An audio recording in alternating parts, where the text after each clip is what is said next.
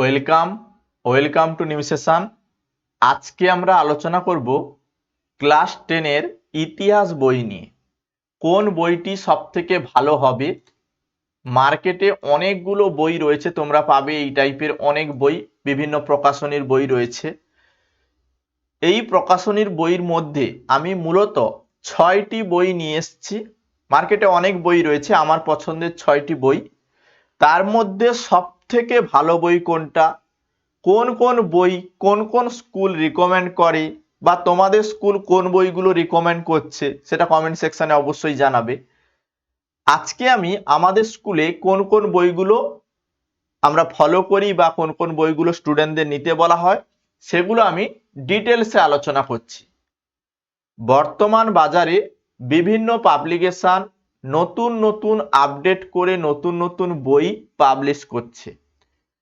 পুরনো বই আর বর্তমানে যে বই তার মধ্যে তোমরা কয়েকটা জিনিস পার্থক্য পাবে, যেমন হচ্ছে ফন্ট পেজ। এই ফন্ট পেজ কিন্তু অনেক পরিবর্তন করা হয়েছে, প্রত্যেকটা বইতে প্রায় করা হয়েছে, দু একটা বই বাদে।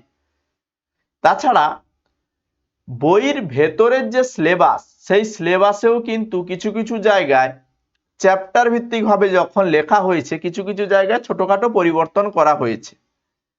মূলত তোমাদের সিলেবাসে যে অংশগুলো পড়তে হবে, দশম শ্রেণীর সিলেবাসে এই যে চ্যাপ্টারগুলো তুমি দেখছো, এই চ্যাপ্টারগুলোই কিন্তু প্রত্যেকটা বইতে কনসেপ্ট অনুযায়ী ডিটেলসে লেখা রয়েছে। আর পরীক্ষায় তোমাদের এই চ্যাপ্টারগুলো থেকেই কোশ্চেন দেবে, অর্থাৎ টেক্সট বুকের মধ্য থেকেই কিন্তু কোশ্চেন আসবে। তাই অবশ্যই বাজার চলতি যে বইগুলো রয়েছে তাদের মধ্যে যে বইগুলো আমার মনে হয় ভালো, এখানে আমি প্রথম এই বইটা পেয়েছিলাম দীপা প্রকাশনীর, ভারতের ইতিহাস পরিবেশ চর্চা, দশম শ্রেণীর বই। এই বইটি মোটামুটি আমার ভালো মনে হয়েছে, মোটামুটি গুছিয়ে লেখা রয়েছে। তারপরের এই বইটা আমরা পেয়েছিলাম দশম শ্রেণীর স্বদেশ পরিচয় ও পরিবেশ, জীবন মুখোপাধ্যায়ের বইটা। এই বইটা আমরা কিন্তু স্কুল লেভেলে পড়েছি, আমাদের স্কুলে কিন্তু এই বইটা রিকমেন্ড করা হয়, খুব সুন্দর বই। এই বইটাকে কিন্তু আমাদের স্কুলে রিকমেন্ড করা হয়। আমরা যখন পড়েছিলাম এই বইটাই পড়েছিলাম, খুব সুন্দর বই, লেখনীয় খুব সুন্দর, একদম স্পষ্ট ভাষায় সহজ ভাষায় যাতে ইতিহাস বোঝা যায় সেইভাবেই কিন্তু এই বইটি লেখা রয়েছে। তাছাড়া পারুল প্রকাশনীর যে বই, এই পারুল প্রকাশনীর যে বই দশম শ্রেণী আধুনিক ভারতের ইতিহাস পরিবেশ, এই বইটাও কিন্তু মার্কেটে একটি প্রচলিত বই, খুব ভালো বই এটা। এর লেখা বা বইয়ের ভাষাটা কিন্তু সুন্দর। তাছাড়াও সাঁতরা পাবলিকেশন, ছায়া প্রকাশনী, প্রান্তিক, বাণী সংসদ, এই সকল বইগুলোও রয়েছে। ছায়া প্রকাশনীর বইটাও কিন্তু ইতিহাসের ক্ষেত্রে খুব ভালো একটি বই, কারণ এখানে যে বইগুলো ছায়া প্রকাশনী পাবলিশ করে তার মধ্যে আমার মনে হয়েছে ইতিহাস যে বইটা, ছায়া প্রকাশনীর ইতিহাসের যে বইটা, এই বইটা কিন্তু খুব সুন্দরভাবে লেখা রয়েছে এবং স্পষ্ট ভাষায়, এবং বইয়ের যে পেজগুলো কভারগুলো খুব সুন্দর ঝকঝকে চকচকে করা হয়েছে, খুব সুন্দরভাবে লেখা কিন্তু হয়েছে এই বইটা। তাছাড়া প্রান্তিকের বই, এই বইটি একসময় খুব ভালো চলতো, এখনো কোনো কোনো স্কুল এই বইটাকে রিকমেন্ড করে, এই বইটা খুব সুন্দর। তাছাড়া বাণী সংসদেরও বই রয়েছে ক্লাস 10-এর, এই বইটাও অনেকে নেয় বা এই বইটা অনেকেই কিন্তু স্কুল থেকে এই বইটাকে নিতে বলা হয়। তাছাড়া সাঁতরা পাবলিকেশনেরও বইটা খারাপ নয়, ভালো। সাঁতরা পাবলিকেশনের অন্যান্য বইয়ের তুলনায় আমার মনে হয়েছে এই যে লেখকগুলো আমি বললাম তার মধ্যে সবচেয়ে ভালো বই কোনগুলো, আমার পছন্দের সব থেকে ভালো বই স্বদেশ পরিচয় ও পরিবেশ, জীবন মুখোপাধ্যায়ের যে বইটা, এই বইটা আমার মনে হয় সব থেকে ভালো বই, এবং তোমাদের কিন্তু এই বইটা উপকারে আসবে, কারণ এই বইটা তোমাদের স্কুলও রিকমেন্ড করতে পারে।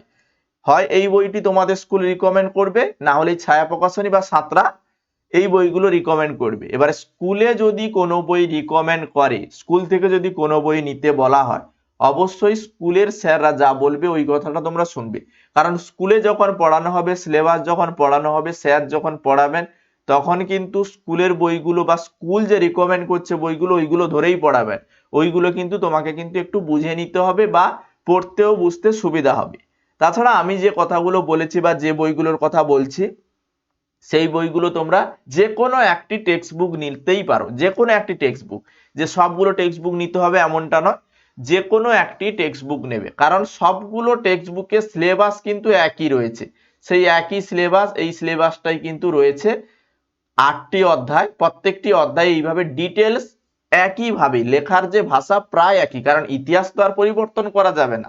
ইতিহাসের প্রত্যেকটা মানে পানিপথের যুদ্ধ বলো আর যাই বলো, বা ইতিহাসের ধারণা, বিভিন্ন বিদ্রোহ, এগুলো তো আর চেঞ্জ হয়ে যাবে না, একই জিনিস থাকবে। এবারে লেখার যে ভাষাটা কোথাও সহজ হবে, কোথাও জটিল হবে, কোথাও তোমার বুঝতে সুবিধা হবে, কোথাও তোমার বুঝতে অসুবিধা হবে।